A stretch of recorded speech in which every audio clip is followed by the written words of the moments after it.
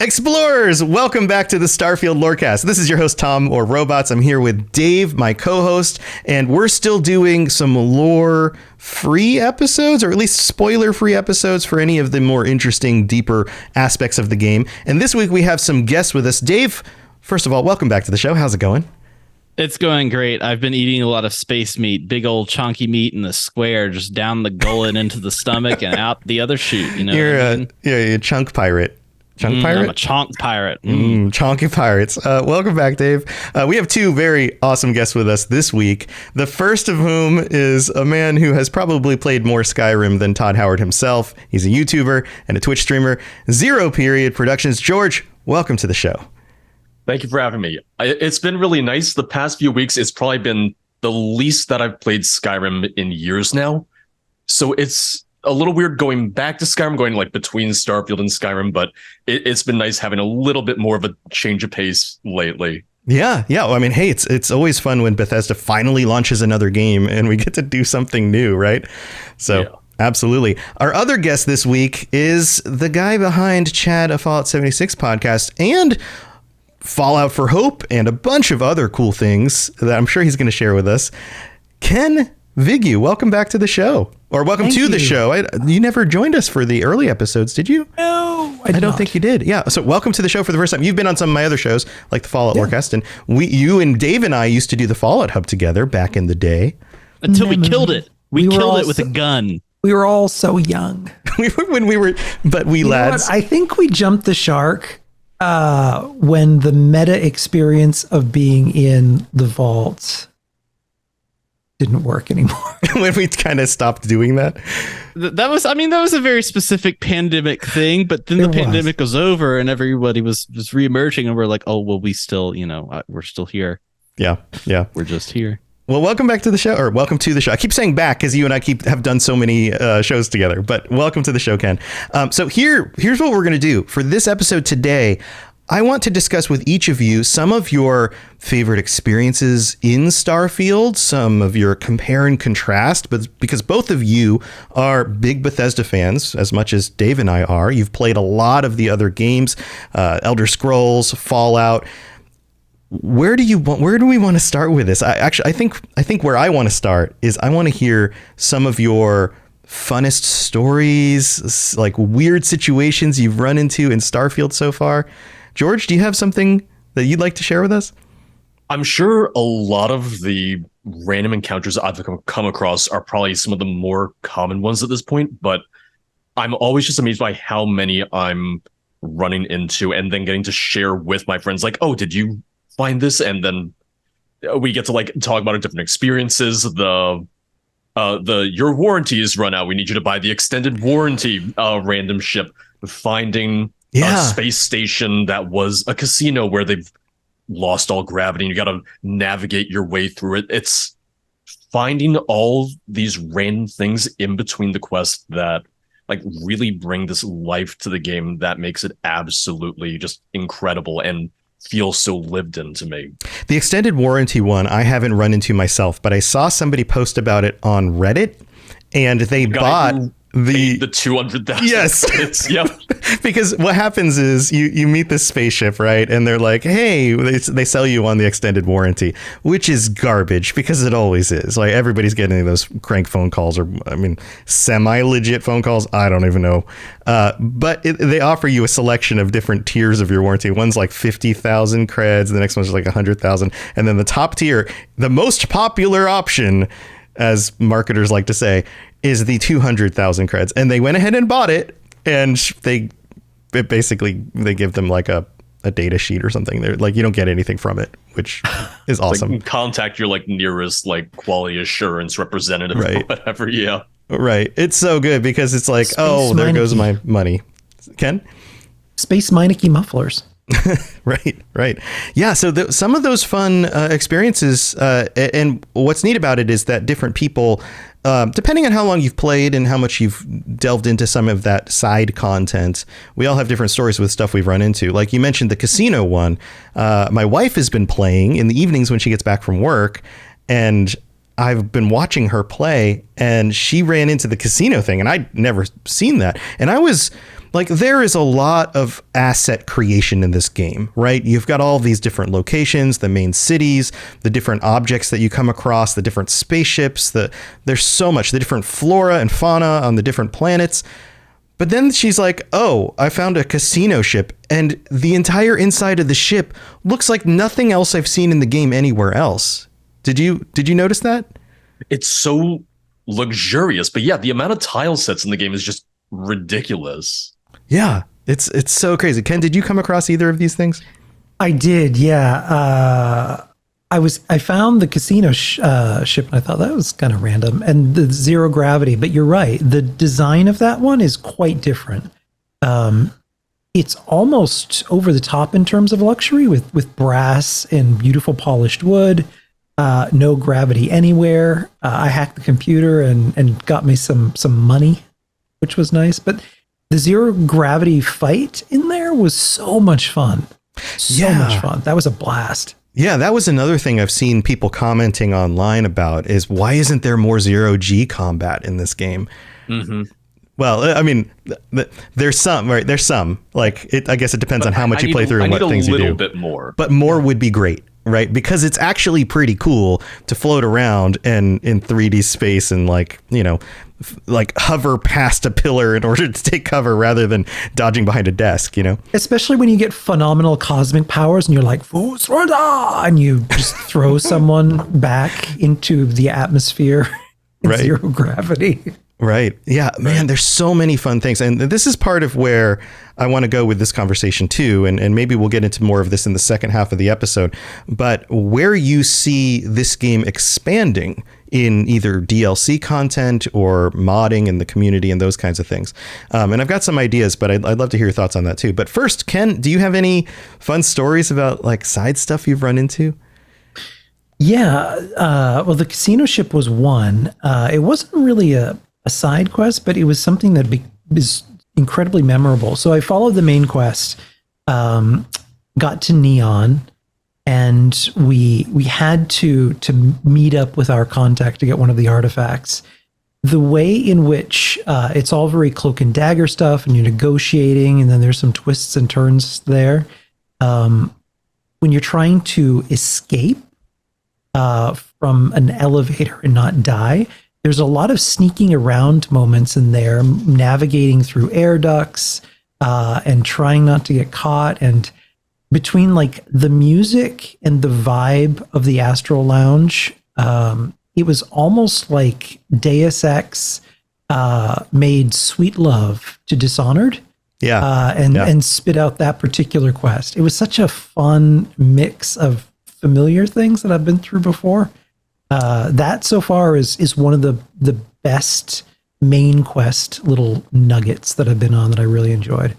Yeah, I enjoyed that too. And once I realized if I took off my spacesuit, I would sneak better. Things got a lot easier. People stopped seeing me. The 20-pound spacesuit. Right. I'm like, well, I'm so sneaky. Why is everybody seeing me? I mentioned this on the last episode. Walking around like a big daddy. And it's like, oh yeah, I'm walking around in a big old spacesuit. Yeah, I've enjoyed the diversity of scenarios, and it feels to me so far, and this isn't too spoilery, that in each of the different quest lines, they kind of focus in on maybe even different gameplay mechanics. Not only different scenarios, but you have, you know, Ryujin, which tends to be more stealth focused, although you don't have to do everything stealthy, and then, you know, some of the like the Freestar stuff kind of has its own focus with like hunting down pirates and figuring out, you know, what's actually going on with this scenario that you're in. And then the UC stuff seems to be a little bit more, I don't know, alien inspired, maybe. Very much so, I would agree. Yeah. And hopefully that's not too spoilery, but it's to say that like, if you enjoy one of those types of scenarios or are hoping something like that's in the game and you haven't tried it yet, try out a bunch of different stuff. Like go through the different main quest lines and see which ones really resonate with you and maybe tackle those ones first. Speaking of that, George, what content in this game really resonates with you the most? I've really enjoyed the factions, and I haven't even finished all of them yet. I've finished UC Vanguard, Freestar Rangers, and this really isn't going into spoilers so much as it is just about like the general lore of the universe. looking at these factions, I'm really glad that they didn't set the game in the middle of the colony wars, and rather that's a not so distant piece of history.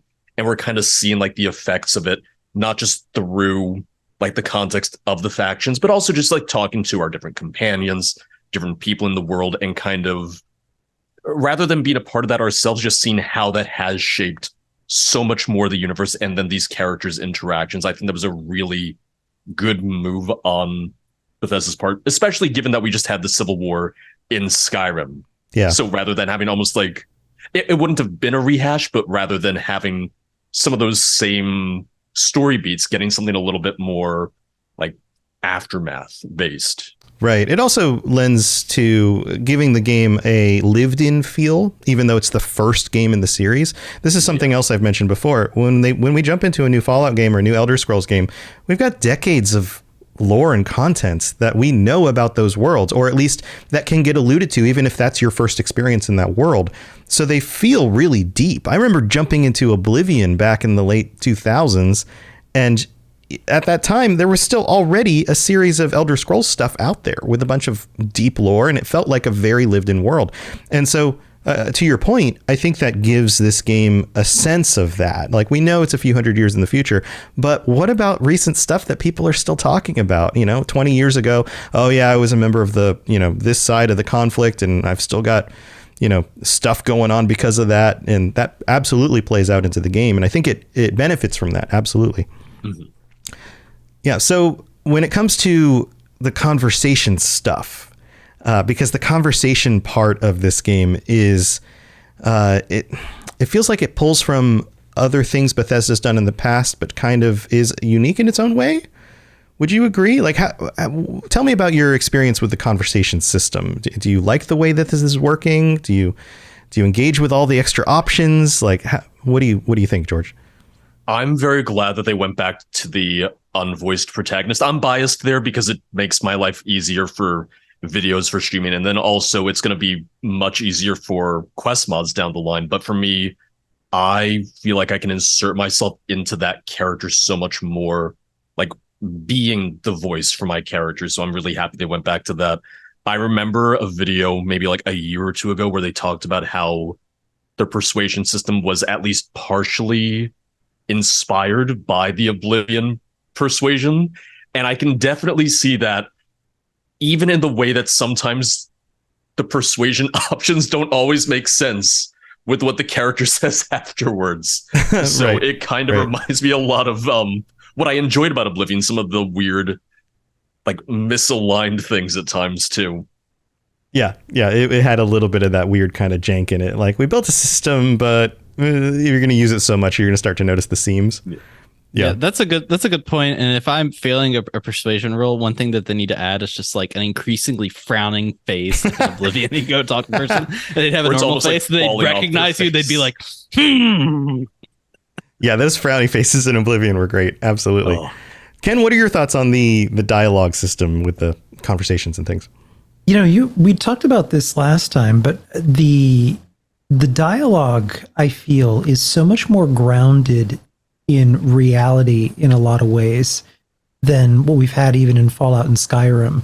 A lot of times the companions will just randomly start talking on their own, and it's all very real world stuff. Like, I travel a lot with Sam Coe, and he's having conversations with his daughter and, reminding her to pick stuff up and not be bothering people. And, on the surface, it's seemingly completely inconsequential conversation, but it creates and builds such a beautifully real dynamic in terms of the kind of conversation that a father would be having with his daughter, while struggling with all sorts of thoughts about, should I be traveling with her? Am I doing the right thing? And I don't know, the vulnerability there and concern about his past and how she would look up to him or not based on things that he'd done before is just some beautiful realness. I think they did a really great job. Particularly, a lot of the companions are written just exceptionally well. Yeah, I feel like each of the companions and each of the people at Constellation have a very firmly distinct personality they all feel, I mean, even the ones that you can't bring with you. Like when you go back and talk to them again, you're like, oh yeah, you're like a real person. Like there's not a part of me that goes, oh, you're the cardboard cutout that we have to go talk to because me and my real companion are doing real things out here in the universe. Or you're the comic relief, like where Fallout is a lot of time has dark humor in it. There's some of the characters are just strictly like caricatures as opposed to like a really fleshed out person that you'd encounter in the real world. Right. You know, speaking of comic relief and the tone of this game compared to other Bethesda games, I've seen people comment on how Starfield is different. I mean, it's still a very dangerous place. It's the Wild West out there. There's spacers and mercenaries and pirates, and there's a bunch of terrible things. People, you know, have their homesteads being attacked, and science labs are being ransacked, and spaceships are being abducted, and you have to do all of that stuff. Do you feel like this game, Ken, and especially as somebody who writes things, you're a writer, do you feel like this game still has more of a hopeful tint in the tone than something like Fallout or Elder Scrolls? Like, I feel like those games are darker. Do you agree? Yeah. With Fallout, you're dealing with everything is gone. So your story is one that's firmly based in survival, or even trying to maintain humanity in the face of scenarios that it's very hard to be human when you're in a survival scenario. You oftentimes make very gray, dark decisions because we're talking about life and death. With Starfield, you know, we're coming into the game at a point in time where we were exploring and then we stopped. And it could be that we're just weary from war, that we've kind of lost our sense of hope and wonder and hunger for exploration. And then you come along with these phenomenal cosmic powers and these magic paperweights, and all of a sudden it's like, well, maybe there's something more. It starts to present maybe a little bit more hopeful vision for where humanity is headed. Yeah, it kind of reignites that flame. Yeah, Dave? Yeah, I still think that they ground that as well. It's not necessarily like Fallout or Skyrim. There's like two opposing forces, but at the same time, like where you're seeing that like, oh, there's hope in the stars. There's kind of that famous William Shatner reaction to actually going out into space when he came back down, and he was like, yeah, I really hated that. That was literally the most depressing, terrible experience of my life because there is just nothing out there. Like it is just black space, and it is absolutely terrifying. So there's almost like this like absolute terror that comes along with that like sense of exploration. It's like, we're gonna go out there and find stuff, but also crazy aliens, and like, what is your meaning in this universe? It's pretty much nothing. Yeah. It's also another cool thing about that too is when you get to the point where you unlock powers, when you go back to Constellation, the reactions are very real. Unlike Fallout, you know, where you're pounding mutation serums and schnickety schnick, I'm Wolverine with these bone claws, or, you know, I'm a marsupial, or if you get too close to me, I have diseases, like I'm a walking leper. Like nobody really reacts to that in Fallout. Where in this, you're like, oh my God, what the hell is wrong with you? Like you've got powers. Get away from, you're a weirdo. What is going on? Like, what is this? Yeah. It is a little bit more grounded in that way. What do you think, George? Do you feel that this is a more hopeful tone in general? I would say so. Coming from, once again, both the Elder Scrolls and Fallout, which we're at the point now where both franchises are dealing with a lot of kind of downturns in society or in the state of the world. Fallout, obviously, in a much clearer way. But even with the Elder Scrolls, I think even starting with the Elder Scrolls 1 Arena and going through that 5 series of games chronologically, it's the downturn of the Septim Empire from the beginning of Arena through the end of Oblivion. And we're almost dealing with this not as blatantly post-apocalyptic world by Skyrim, but very much a world that is suffering much, much more than it was like the 200 years prior, and it's in decline. Absolutely. You've got like the breaking of the towers and the world. But the running gag between Lotus and I, my co-host on the Elder Scrolls Lorecast, is like, we love this world, but dear God, I'm so glad I don't live there. Like it is a horror-scape. Worse and worse. Right. And it's just like being immortal in Tamriel is the most terrifying thing that could possibly happen. And Fallout's not that far different. It's a terrible existence for the majority of the people who live in this universe. So yeah, absolutely. I totally agree with what you're saying. Yeah. I mean, what with Starfield, you have so many people who are still like looking for these new settlements, looking for these new homes. You have people who are, much more hopeful. And even with the consequences of the colony war, you have so many people who are like looking to the future and looking towards what is ultimately a brighter future for them. Yeah. And it still seems to be grounded in reality. You have these locations which seem to be ideal on the surface, and then you go underneath a little bit and things are darker than they're presented, which seems to be just a running theme in reality, like the nature of New society. Atlantis versus going down to the well. Right. Or even just the top of Neon and the Ebb side or whatever it's called. Like Neon's not nearly as cleaned up as somewhere like pristine as New Atlantis, but you'd still want to be one of the people who lives closer to the surface than underneath. But that's the nature of like human beings throughout most of our history, is that there's a few elites who end up living these more pristine lifestyles, but everybody else is down in the muck doing the hard work and living difficult lives. And the game presents that. But you're right, there's this hopefulness. And I think something occurred to me. Do you guys run into Grandma yet? A couple times, yep. Okay. There's something that hit me when I ran into Grandma, and I go over on her ship and you have a meal with her. And one of the conversation pieces is like, well, what are you doing out here? Don't you know it's dangerous? And she's like, I'm not too worried about it. I invested in a good grav drive and some really strong shields. And if there's any danger, I just get out of there.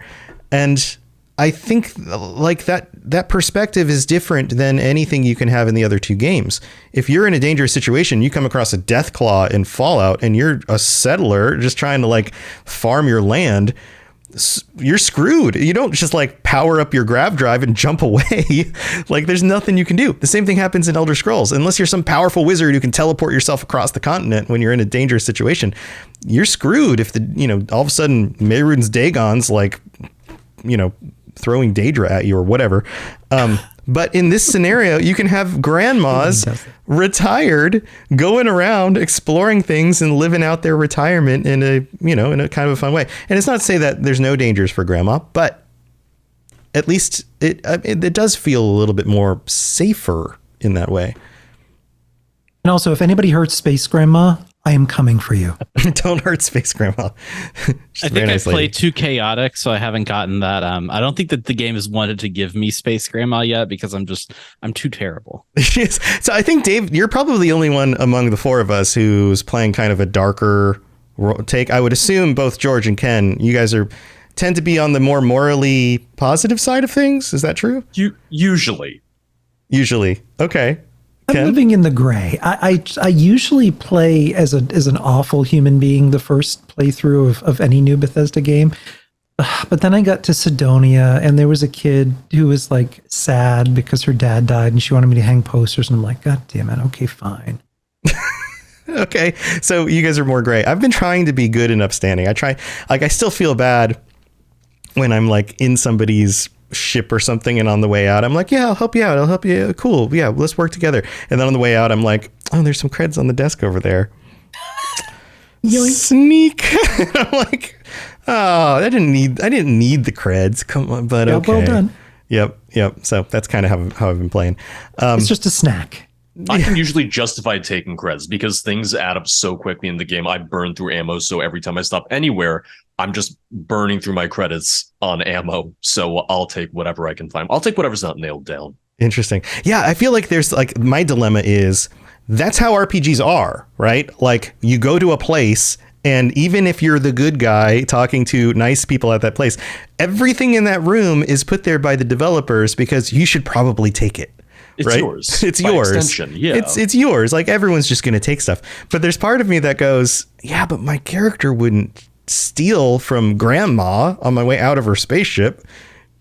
So there's this weird, like, I don't know, moral dilemma there. This is where a bad character comes in. You don't have to play with that dissonance. You're just like, oh yeah, it's just me. This is my universe. I'm just going around doing whatever I need to do.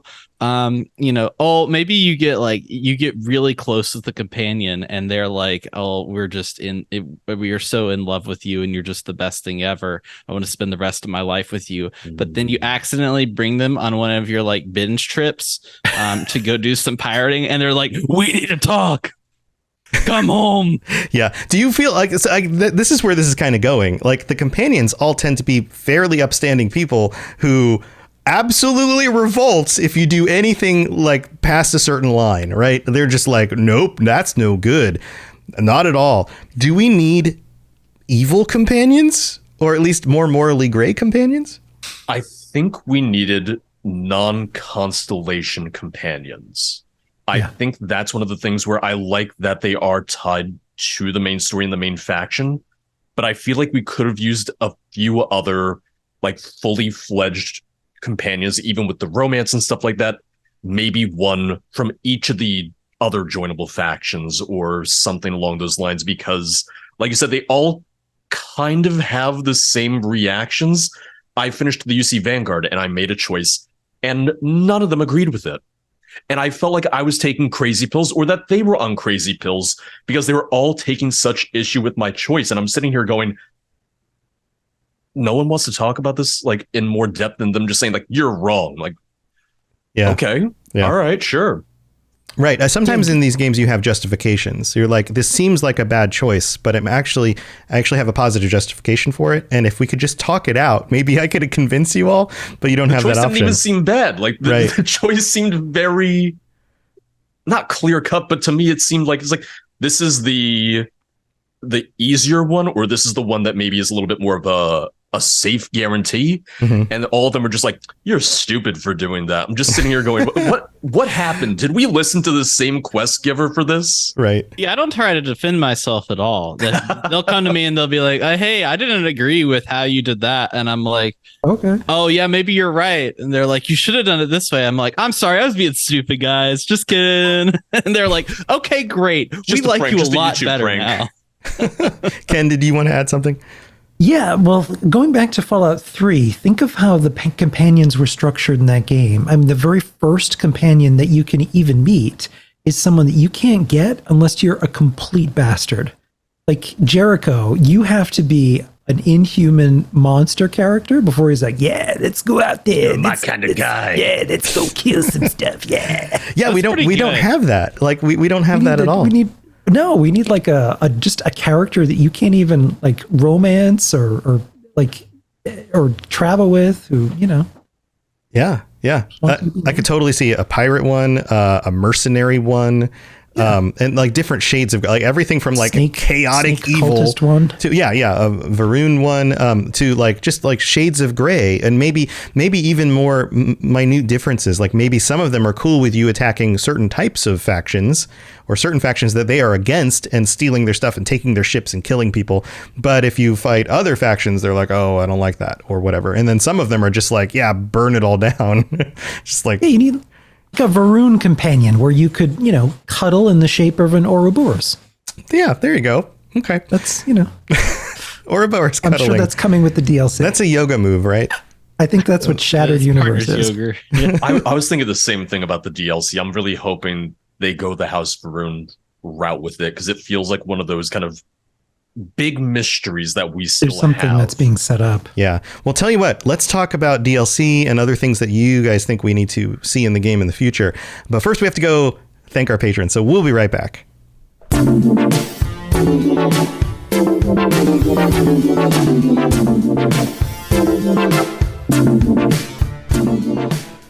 All right, here we are in the middle of the show, and this is a reminder: if you'd like to support the show, get ad-free episodes, all sorts of other stuff, like joining us next week for our patron chat, which is coming up, and it's going to be on Monday night. Normally we record the show on Thursdays, but we will be doing our patron chat on Monday night at 9 p.m. Eastern.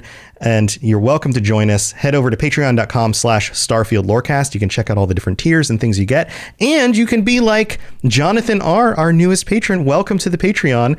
Or our let's just call them Space Lords. That's the title. It's our tier 5 patrons, our Space Lords, tier 4, tier 5. I don't remember the numbers, but thank you to Commander Marcus Shepard and Jonathan R., our newest patron, for supporting us at that level. If you are a Space Pirate or higher, Space Pirate or Space Lord, then you can join us for the patron chat. You can tie your account to our Discord, and then on our Discord we will send out notifications and the Zoom link for the chat, and we can all discuss what the topic is going to be of this month, all of that stuff. So go check that out. Also, if you'd like to help out the show in other ways, leaving a 5-star review on Apple Podcasts is a wonderful way to do it. We have 2 new ones this week that came in. This one's from Johnny Gunner 101 in the United States, who writes, "Awesome as always. Just like I wrote in my review for your Elder Scrolls Lorecast, this is right there for me. A nice blend of information and fun. I was a late bloomer for Bethesda games. I was introduced to them for Fallout 4, but fell in love with Bethesda with Skyrim. So when it comes to Starfield, my hope is to be there from the start, and I'm glad you guys have these shows for us fans to follow along with. Please don't ever change for any reason. Thanks again. Keep up the great work." Well, thank you so much, Johnny. And then one more. This one comes from Star-Lord, also in the United States, who writes, "Awesome show. Couple of nerds giving me a way to think about video games at work. Big fan." I think you just defined podcasts, which is awesome. At their core, yeah. Yeah, at their core, that's what it is. Nerds talking about a thing that you can enjoy while you're at work. But thank you for taking the time to leave those reviews. Also, if you listen to the show on Spotify, you can rate the show there. You can leave little comments on each of the episodes, and all of that is helpful. Tell your friends, tell your family, any of that. We appreciate the support, and we couldn't do it without you. All right, let's move on with the rest of the show.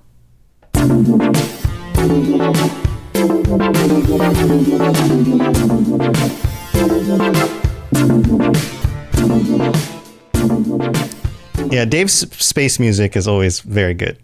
Well, sometimes you play the old space music, which has its own different kind of flavors that we're talking about that may not have seasoned correctly. But that one's good. That one's a good transitional. Just bow, wow, wow, wow, bow, wow, wow, wow. All right, let's talk about DLC. Let's talk about things that you want to see people modding into the game. George, you mentioned a Veyron DLC. I feel like there's a part of me that's like, oh yeah, that's absolutely what they're going to do, right? Like, that seems obvious. It seems like the obvious choice, and with the name Shattered Space, there's 2 ways I can see it going. I can see it going towards House Veyron, because we know they're somewhere hidden in space where we don't know how to find them. It's hard to track them down. Or I can see Shattered Space just having to be something more in line with expanding on the main story. I am very much hoping, and I've been saying this for years now, I've been saying this, I said it with Skyrim, I said it with Fallout 4. I want the DLC level of support to be more Fallout 3 than anything else, because Fallout 3 we had 5 full DLCs, one being an expansion for the main story, and I loved that. And I want that level of ongoing support, because I think there is so much more that can be added. There's already so much there, but there are so many different ways where I can imagine them adding this entire story, that entire story, and I'm happy to keep paying for more and more of that. Yeah, one of the things I'm concerned with when it comes to Bethesda, and I don't think I'm alone on this, is it's going to be a number of years until we get the next Elder Scrolls game. Then it's going to be another set number of years until we get the next Fallout game.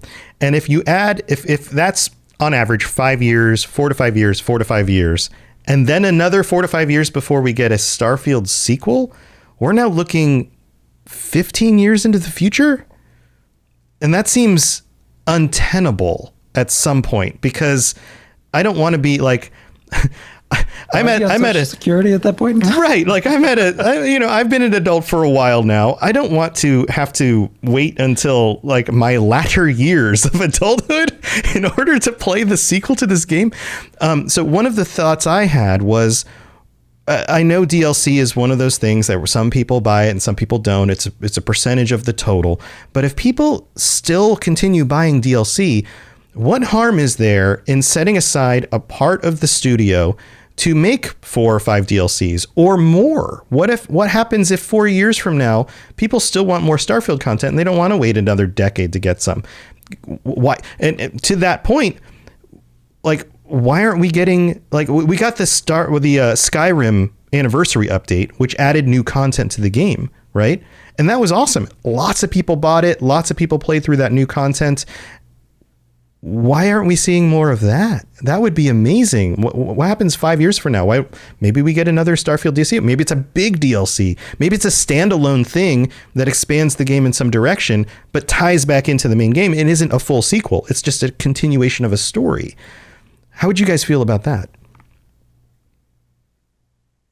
I mean, if you're talking about like how this game has been released through Games Pass, through the services that it's already on, it is a flagship title for Microsoft now. It's probably, in all honesty, looking at the sales numbers, looking at some of the different stuff, putting on my little green analytics cap here, it's going to be what sells the Microsoft ecosystem. So I could pretty much guarantee that they're going to be supporting this longer than most games because this is their flagship thing. Like, this is what you think of, like how they do Sea of Thieves, where like every year there's probably like what was it? Secret of Monkey Island was like the latest one that they did this summer. Yeah. Like I could see them doing something like that for Starfield. Hey, every summer for the next like 4 years, we're going to have something that's like, oh, here's this section of space, or here's like 20 new star systems.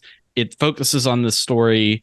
We're adding in, other stuff with it, but having that level of support running through makes sense for a game that's on a service that you're trying to sell.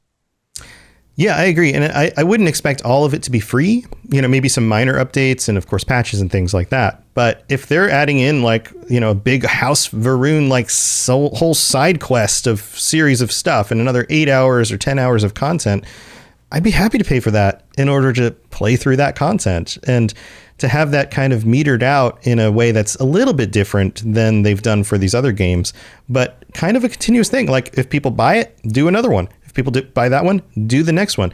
They've kept Fallout 76 alive. And yeah, that's more of a live service game, but they keep on talking about more content for that as well. I don't see a harm in doing that unless it starts losing money. But if it keeps the IP, and I guess there's some concern that maybe you burn out people on it. Oh, they're getting too much of this. They're not interested anymore.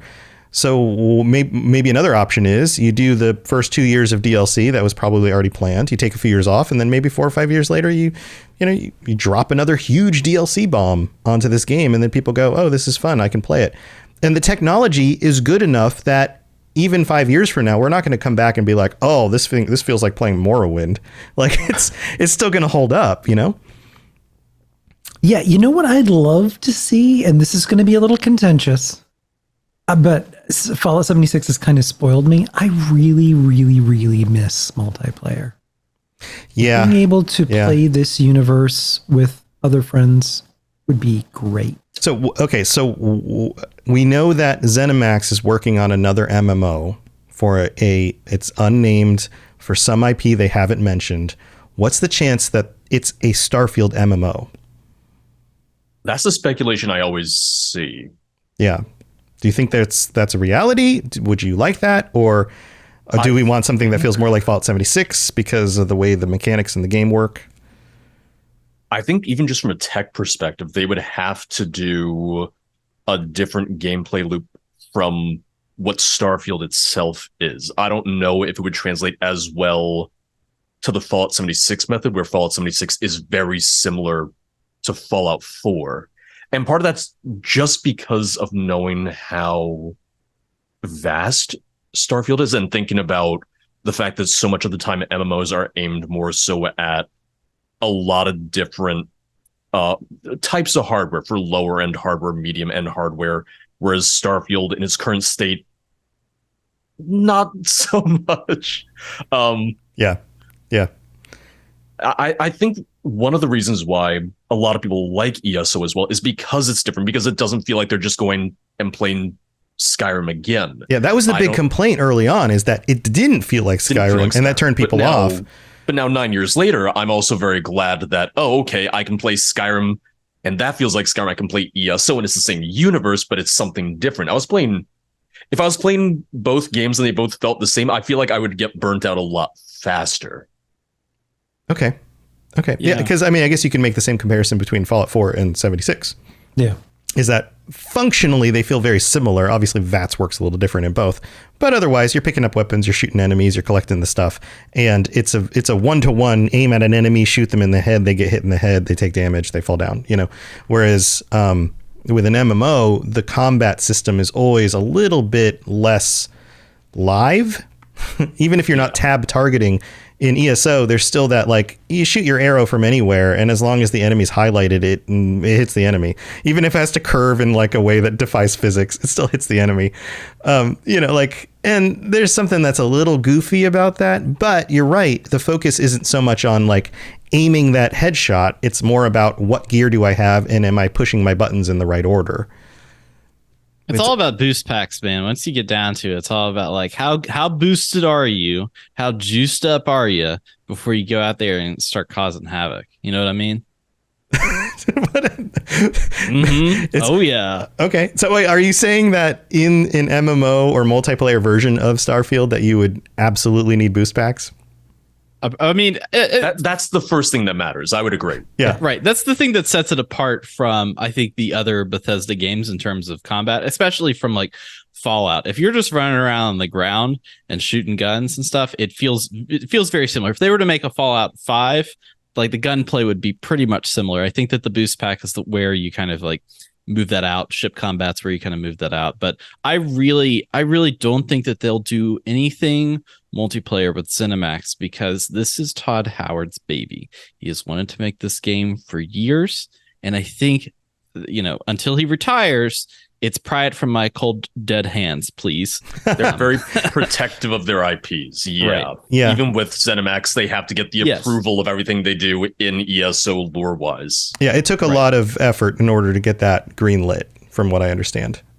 So yeah, that might be the case. So I don't know then what the other MMO might be. Maybe it's a Doom MMO. That would be kind of cool. And even for ZeniMax, I can see it being the thing of, they've been playing in the Elder Scrolls sandbox and someone else's sandbox for so long. I can see them wanting to do their own thing and not have to play by someone else's rules and lore, and really get to kind of like do everything on their own.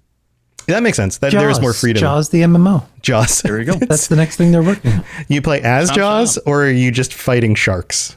You can play as either. We're the sharks. If you want to, you could play Quint, and you could sit at a table and wax poetic, or, you can be the shark. Yeah. Well, we're getting close to the end of the show. I want to ask you one more question, each of you, and we'll start with Ken. Ken, if you could add one thing to this game, whether it be in a DLC or in a mod, what is your number one thing that you would add into Starfield? Are we thinking characters or what? I want a DLC where you go on vacation on one of the cruise liners that we haven't really seen, or at least I haven't seen yet, and it's a murder mystery. I want a murder mystery on a boat I have to solve. Give me that. That sounds very similar to something else you've been, thrown out there recently. Okay. Yeah, that sounds fun. I like that idea. George?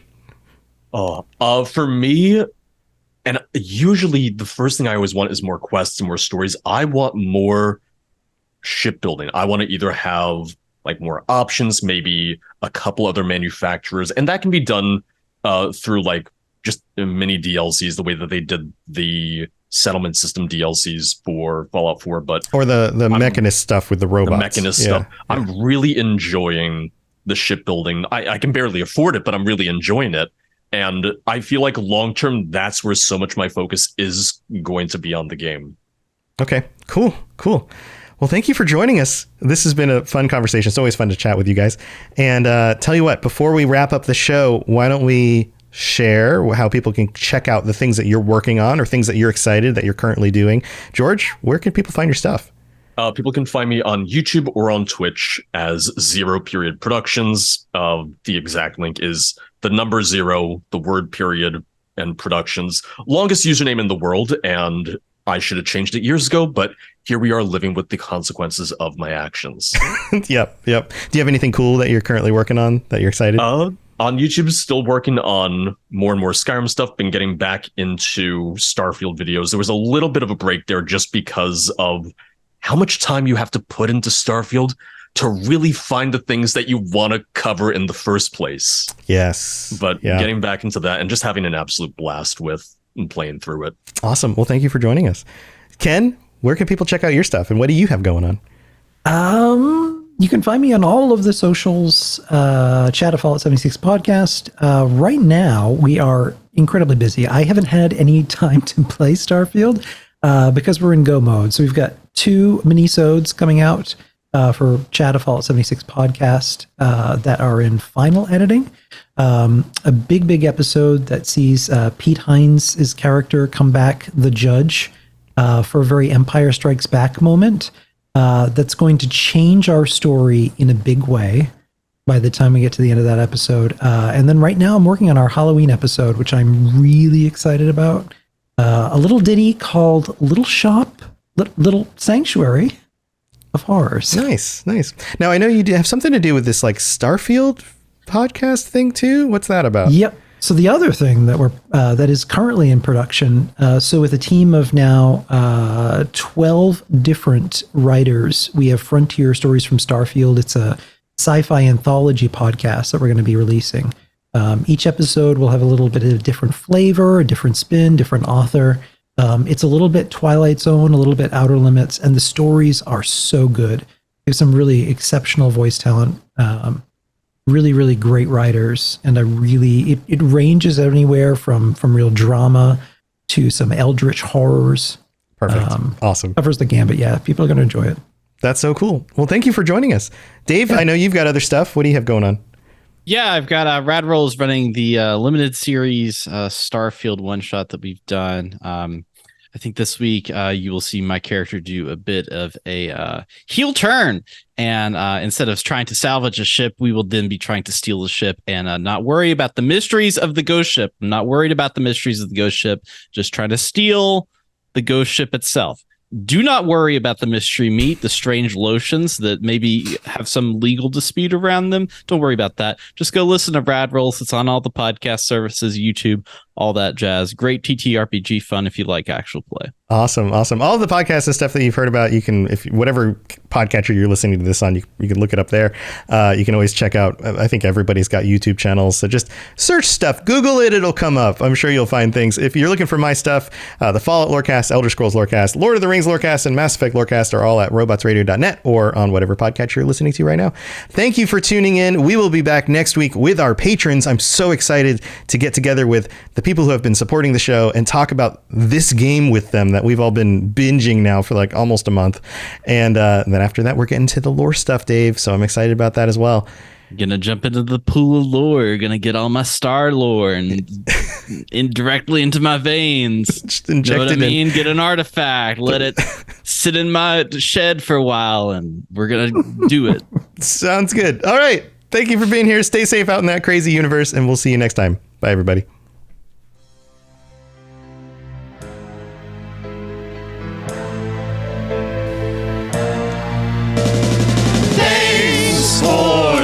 Listening to the podcast. We hope that you enjoyed this show. Did you know that parodies are copyright protected? Tell a friend and review on iTunes or other services. Dave and Tom excited for Starfield.